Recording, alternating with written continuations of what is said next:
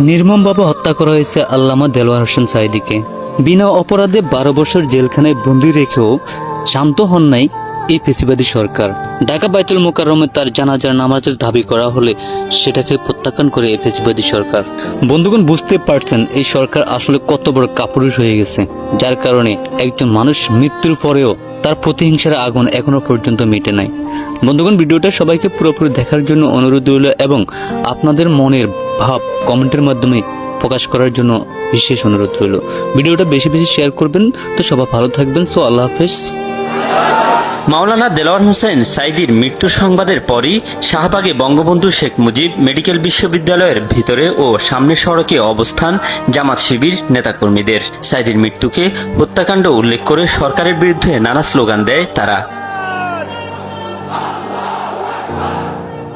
রাত ৩টার দিকে মাওলানা সাঈদীর সমর্থকদের দখলে পুরো হাসপাতাল চত্বর। লাশ পিরোজপুর নিয়ে যাওয়ার সিদ্ধান্তের পর তোলা হয় অ্যাম্বুলেন্সে। প্রশাসনের কিছু বাধ্যবাধকতা আছে, তারা আমাদেরকে ঢাকায় জানাজা করার জন্য কোনো অনুমতি দেয়নি, যে কারণে আমরা ঢাকায় জানাজা করতে পারলাম না।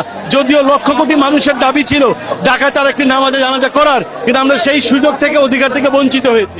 বাইতুল মোকাররমে জানাজা অনুষ্ঠিত হবে, আমরা প্রশাসনের সাথে সমন্বয় করে আশা করি সেই জানাজায় প্রশাসন আমাদেরকে সহযোগিতা করবে ইনশাআল্লাহ। লাশ বহনকারী অ্যাম্বুলেন্স একটু এগোতেই বিপত্তি। ঢাকা জানাজার দাবিতে অ্যাম্বুলেন্স আটকে দেয় জামাত শিবির কর্মী সমর্থকেরা।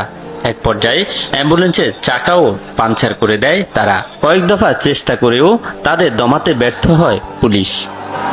কোরআনের পাখির জানাজা আমাদের দাবি বাইতুল মুকাররমে হবে বাদ জোহর। আমরা ঢাকায় জানাজা চাই, আমরা ঢাকা জানাজা চাই। ঢাকা ছাড়া বিকল্প কোনো জায়গায় জানাজা হবে না। আমাদের আল্লামার লাশকে সামনে